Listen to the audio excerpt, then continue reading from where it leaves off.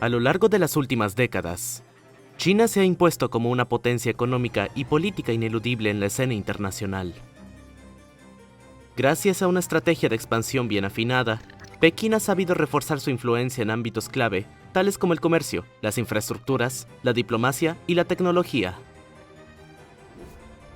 Proyectos ambiciosos como las nuevas rutas de la seda han permitido a China extender su red de socios a través de Asia, África y Oriente Medio. Pero ¿cómo lo ha hecho el país? ¿Cuáles son las ambiciones de China detrás de este proyecto? ¿Y cuáles son sus consecuencias? Pues bien, eso es lo que les proponemos descubrir en este video. ¡Vamos allá! Comencemos por África. Ya hace algunos años que China se ha convertido en el primer socio comercial de África. Su desarrollo, sus tecnologías de punta y la exportación de sus productos le han permitido convertirse en una gran potencia tanto política como económica. En 2013, el proyecto La Franja y la Ruta es revelado por China. Tiene como objetivo reforzar la conectividad y la cooperación económica entre la nación y otros países. Entonces se convierte en un socio importante en el continente africano, y eso se ha hecho en 3 tiempos. Convirtiéndose en el principal actor de los intercambios comerciales, prestando dinero e invirtiendo en infraestructuras. Para ello, China ha dividido sus inversiones a través de varios actores públicos.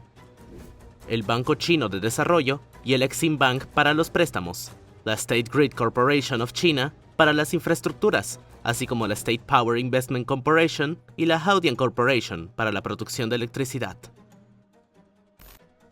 ¿Pero por qué ha elegido África? En realidad, comprende muy rápido que el continente está convirtiéndose en un punto estratégico, especialmente en los intercambios comerciales, pero también a nivel político. En efecto, hay que saber que en los últimos años, el África subsahariana se ha convertido en la región del mundo que se urbaniza más rápido, a un ritmo incluso superior al de China y la India. Es una verdadera ventaja para el imperio del medio que diversifica sus ingresos, hace crecer su cartera y crece en la escena internacional, teniendo nuevos aliados políticos. Sin embargo, eso tiene consecuencias nefastas sobre ciertos países africanos, que entran en una dependencia comercial. Por ejemplo, en Angola, el 40% de los intercambios se hacen con la nación china. Es un verdadero problema porque eso amenaza la estabilidad de la economía nacional. Más adelante, las buenas relaciones que mantienen los países asiáticos con las naciones africanas hacen que decidan empezar a prestar dinero. En efecto, a partir del comienzo de los años 2000, el Estado chino empieza a otorgar en forma préstamos miles de millones de dólares. Así, en 2000, China poseía solamente el 3% de la deuda del África subsahariana, contra el 62% en 2020. En 12 años había prestado nada menos que 137.000 millones de dólares. Además, más de 10.000 empresas chinas están actualmente en actividad en el continente. También es un verdadero problema para los países implicados, porque su endeudamiento no hace más que aumentar. Así, en 4 años, la tasa de endeudamiento de Mozambique pasó del 51 al 102% del PIB. ¿Pero por qué China hace eso? ¿Cuál es el objetivo? En realidad, esto está directamente ligado a las inversiones hechas en los diferentes países, especialmente en las infraestructuras africanas, como los ferrocarriles. Por ejemplo, en 2017 fue gracias al dinero de China que Kenia pudo financiar su proyecto ferroviario por un valor de 3.7 mil millones de dólares. Y aunque esta asociación puede tener consecuencias graves sobre los países africanos, el proyecto keniano nos muestra que también es una verdadera ventaja para el continente. En efecto, eso permite a las naciones desarrollar sus infraestructuras rápidamente, lo que es una verdadera oportunidad para la economía nacional. Hay que saber que la población africana podría alcanzar más de 3.000 millones de individuos de aquí a 2050. Además, a partir de 2025, más de 100 ciudades de África contarán con más de 1 millón de habitantes. Las naciones africanas no tienen realmente otras soluciones ante ellas. Además, los diferentes países saben con quién están tratando. En efecto, el Imperio del Medio es conocido por su expansión extraordinaria, que ha tenido lugar principalmente gracias al desarrollo de infraestructuras. Eso da hoy un país a la vanguardia de la tecnología, principalmente en el ámbito ferroviario, con trenes ultra rápidos o también con sus diferentes aeropuertos grandiosos. Además, para China, eso le permite ganar dinero, haciendo que las construcciones las realicen empresas chinas, y a veces incluso por trabajadores que son enviados al lugar. Además, una vez finalizadas las infraestructuras, se les reembolsa con intereses. Si acaso el país no es capaz de reembolsar la totalidad, entonces el reembolso debe hacerse en forma de materias primas, del petróleo a los minerales. Elementos indispensables para el buen funcionamiento de las empresas chinas. Por ejemplo, para asegurar la producción de sus baterías de coches eléctricos, China necesita cobalto. Ahora tiene acceso a él tras un acuerdo con la República Democrática del Congo, que es el primer productor mundial. Es por eso que China financia numerosas vías férreas, de Kenia a Etiopía, pasando por el Congo. Cada vez, el esquema es el mismo: conectar el interior del continente con la costa y así sacar rápidamente las materias primas y enviarlas a Asia. Las naciones africanas también tienen la posibilidad de financiar sus proyectos en infraestructuras. Así, China puede, por ejemplo, tomar el control de una vía férrea que ha financiado, el tiempo que el país concernido le reporte suficiente dinero para reembolsar el préstamo.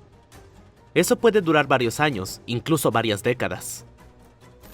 Las naciones africanas están por tanto dispuestas a empeñar su independencia política y económica para ver al país desarrollarse. Pero eso no es todo. China también financia una gran parte de la producción de electricidad en África subsahariana. Porque el país ha comprendido bien que para funcionar, las estructuras necesitan electricidad.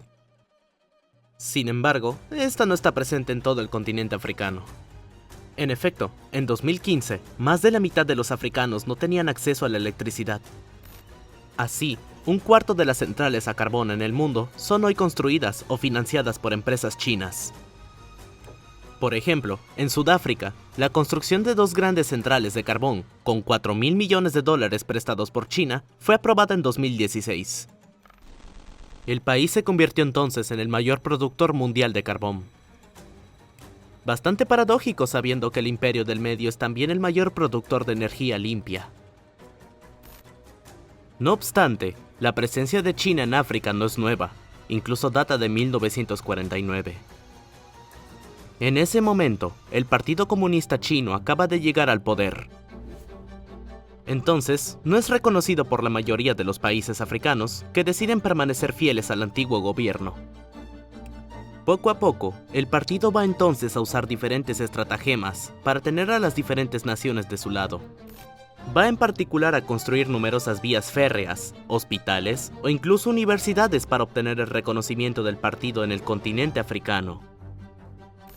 Sin embargo, en los últimos años, los medios de la acción de China han cambiado, porque la mirada de las poblaciones locales es menos entusiasta que antes, y esto por varias razones. Por ejemplo, se pide cada vez más a las empresas chinas que empleen mano de obra local, que sea pagada y tratada dignamente. El aumento de los costos de los proyectos y la falta de inversión en energías verdes también son criticados. Las relaciones diplomáticas ya no son entonces suficientes. China debe ahora dialogar con la sociedad civil si quiere mantener una buena imagen en el continente africano. Para remediar a esto, Huawei, que realiza el 15% de sus ingresos en África, va, por ejemplo, a formar cerca de 12.000 estudiantes en telecomunicaciones, en centros en varios países, entre ellos Nigeria, Marruecos o también el Congo. Además, la proporción de trabajadores locales está aumentando considerablemente. Nos vamos ahora a Asia, con Sri Lanka, donde China utiliza la misma estrategia. Se ve, por ejemplo, con el puerto de Hambantota. Construido en 2015 gracias al dinero chino, el país no pudo reembolsar. De un valor de $1.3 mil millones, por lo tanto ahora pertenece a China durante los 99 años que siguen al final del proyecto de construcción. Esta transferencia ha suscitado inquietudes internacionales, especialmente debido al uso potencial militar del puerto por parte de la Marina china. Hay que saber que la adquisición de varios puertos por parte de China le permite llevar a cabo una política de expansión de su marina de guerra. No hay que olvidar que Sri Lanka ocupa una posición clave en el Océano Índico, en el cruce de las grandes rutas marítimas comerciales que conectan a Asia, el Medio Oriente y Europa. Al reforzar su presencia en este país, Pekín asegura sus intereses económicos al mismo tiempo que extiende su influencia militar en la región.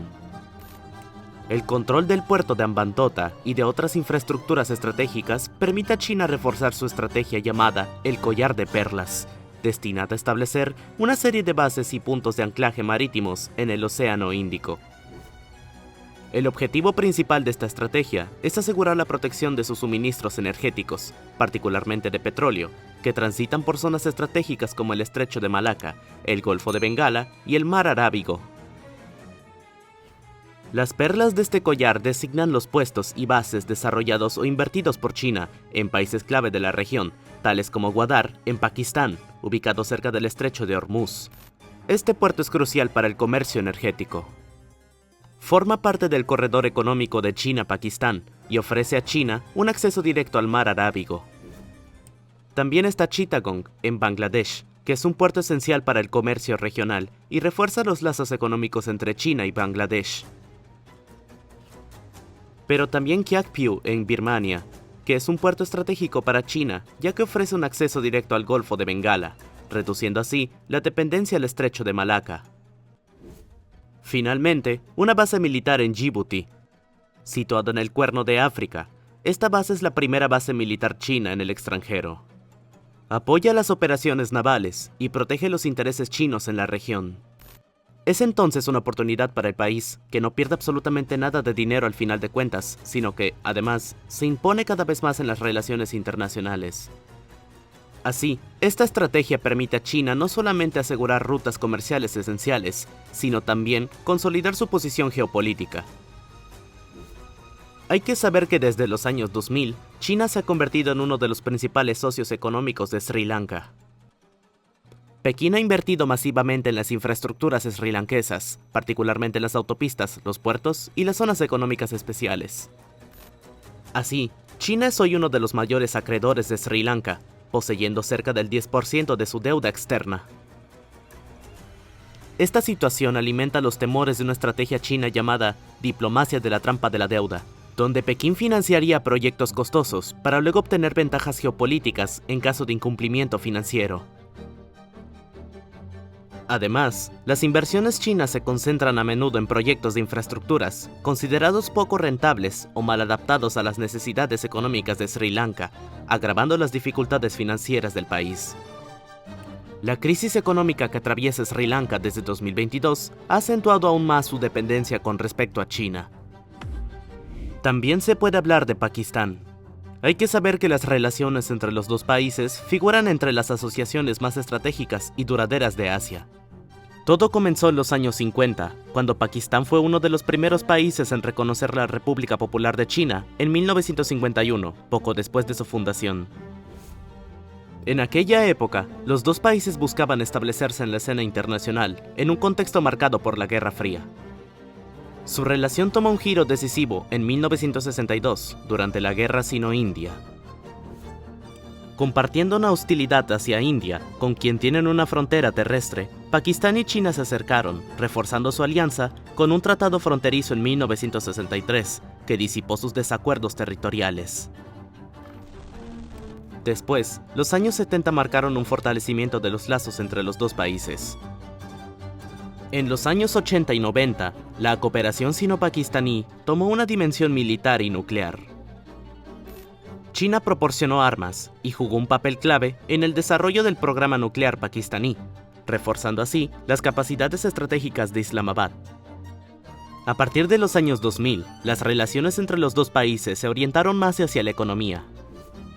Con el lanzamiento de la iniciativa de las nuevas rutas de la seda por parte de Pekín, Pakistán se convirtió en un socio central particularmente gracias al corredor económico de China-Pakistán.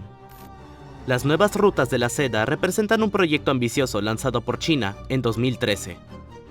El objetivo de esta iniciativa es reforzar las conexiones económicas, comerciales y culturales, particularmente entre Asia, África y Europa. Inspirada por la antigua ruta de la seda, esta iniciativa busca crear corredores terrestres y marítimos que permitan un comercio fluido y una integración económica mundial más avanzada. El Corredor Económico China-Pakistán, por su parte, es un proyecto ambicioso lanzado en 2015, destinado a conectar el pueblo pakistaní de Gwadar con la región china de Xinjiang, transformando a Pakistán en un centro comercial regional. Este proyecto comprende carreteras, ferrocarriles, oleoductos y proyectos energéticos. El objetivo principal es facilitar el acceso de China a los mercados del Medio Oriente, de África y de Europa, vía al pueblo estratégico de Gwadar, al tiempo que se reduce su dependencia del estrecho de Malaca, vulnerable a bloqueos marítimos. Para Pakistán, este proyecto ofrece una oportunidad de desarrollo económico, crucial al modernizar su infraestructura y estimular su crecimiento industrial. Sin embargo, suscita debates. Algunos analistas consideran el corredor como una palanca para reforzar la alianza estratégica sino-pakistaní, un contrapeso frente a la India, su rival común.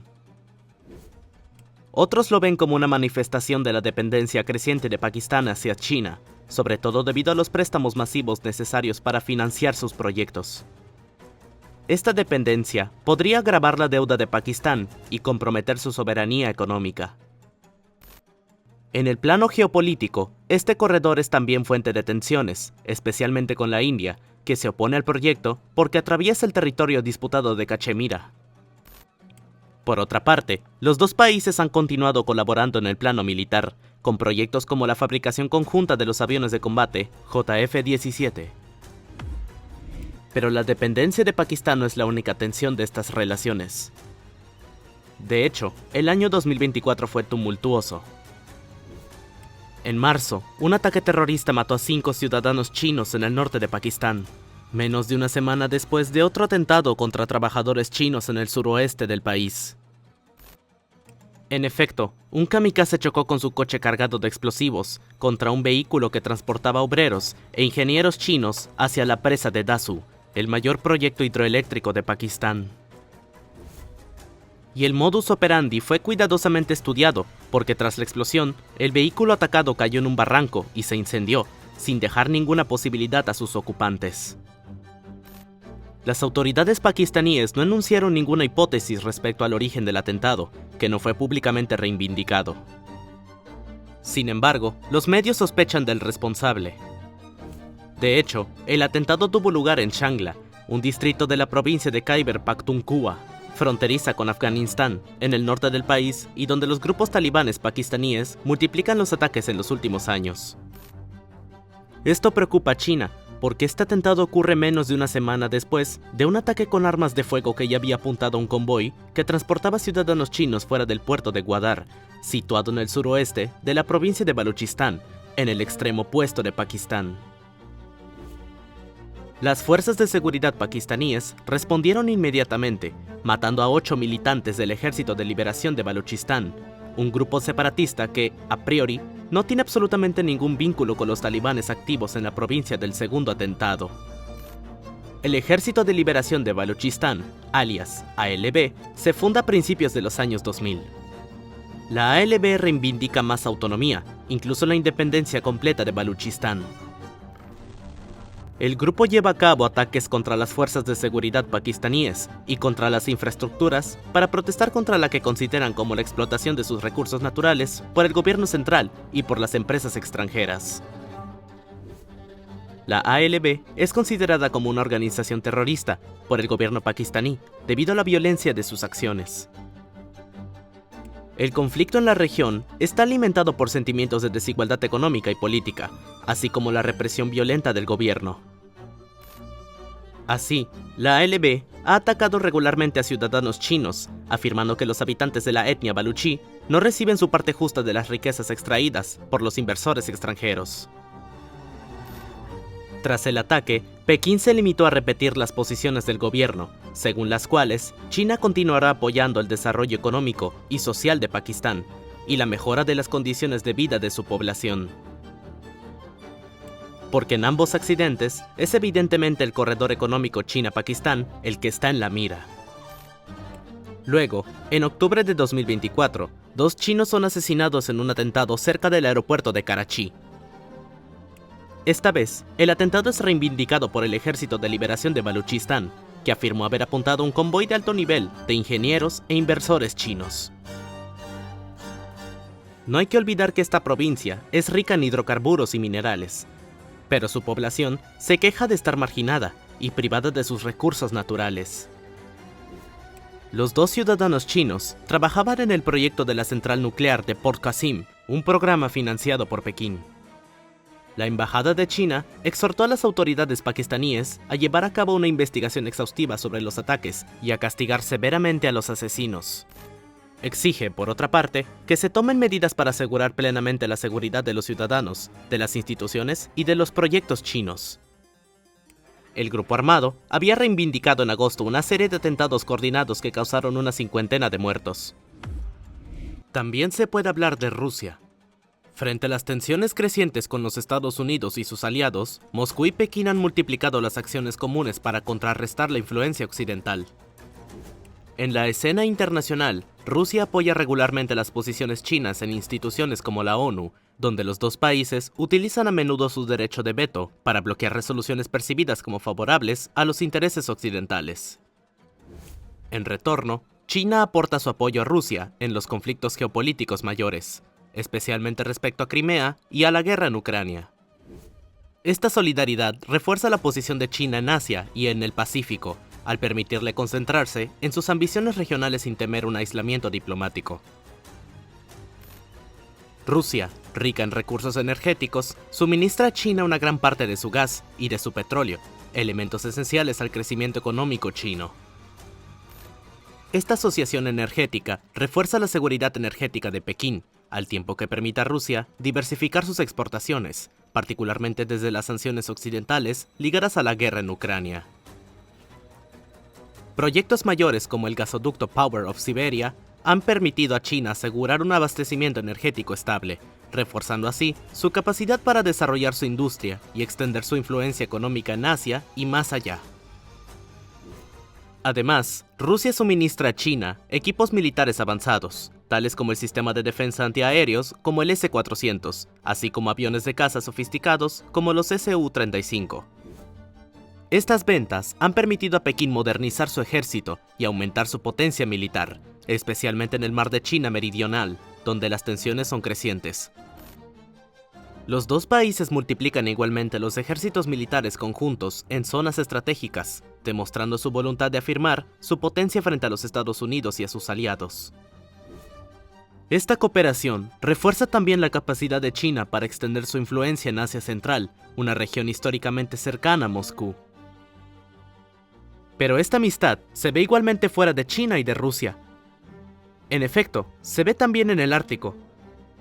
Hay que saber que allá, el calentamiento climático es al menos 2 veces más rápido que en otras partes del planeta. Así, en estos últimos años, en Groenlandia se han descubierto grandes cantidades de uranio, de oro y de cobre que son indispensables para las nuevas tecnologías. China observa entonces muy cerca de esta región, ya que el Imperio del Medio está en búsqueda de nuevos recursos para consolidar su posición de líder en el dominio de las baterías eléctricas. Algunos se preguntan, incluso si un conflicto implicando a Rusia o a China podría extenderse hasta el Ártico. La región está entonces bajo tensiones y corre el riesgo de ser uno de los temas de la geopolítica mundial más importantes en los próximos años.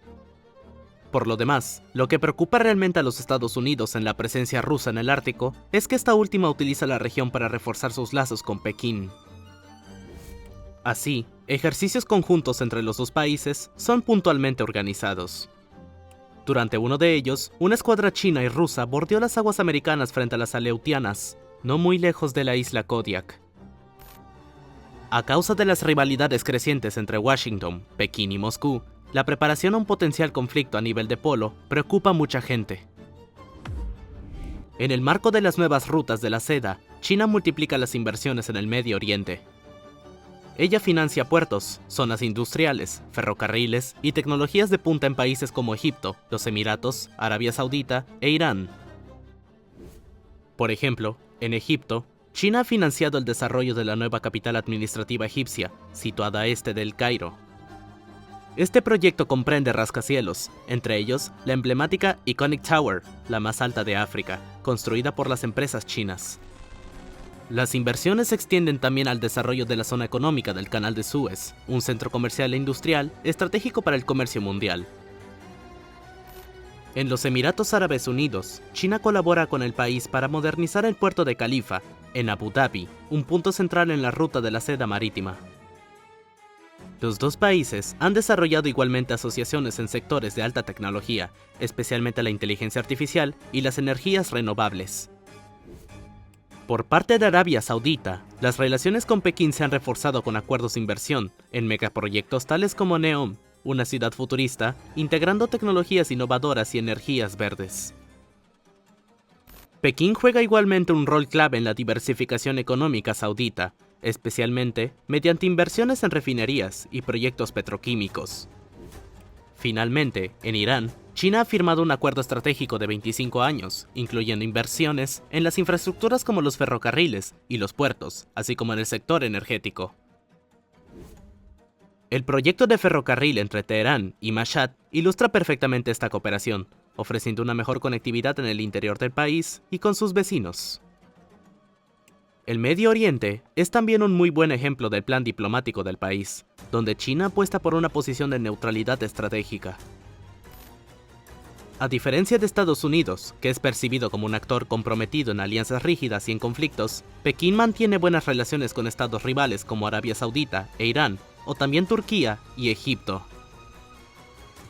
Su papel de mediador en el acuerdo de reconciliación entre Riad y Teherán en marzo de 2023 ilustra su voluntad de posicionarse como un actor estabilizador. Este enfoque refuerza su credibilidad y le permite imponerse como una alternativa a las potencias occidentales, a menudo criticadas por su política intervencionista. Tampoco hay que olvidar que China desarrolla progresivamente una cooperación militar y tecnológica con varios países de la región. Si Pekín sigue siendo prudente en cuanto a una presencia militar directa, vende equipos de defensa, especialmente drones y sistemas de vigilancia, a estados como Arabia Saudita y los Emiratos.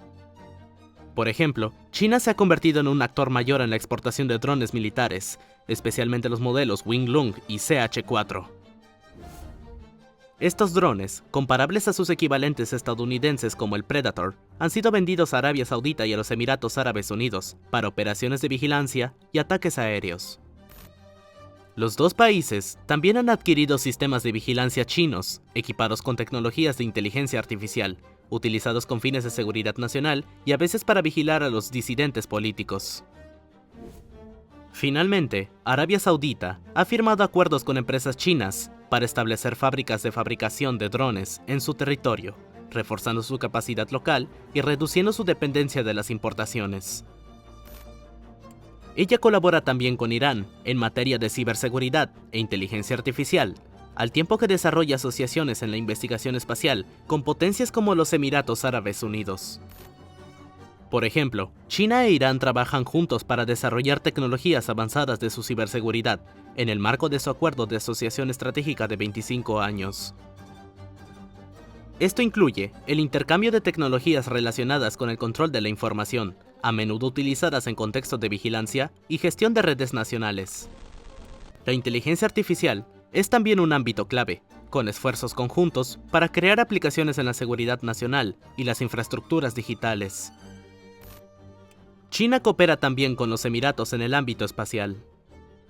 Por ejemplo, la sonda Emirati Hope se benefició de colaboraciones científicas para su misión marciana.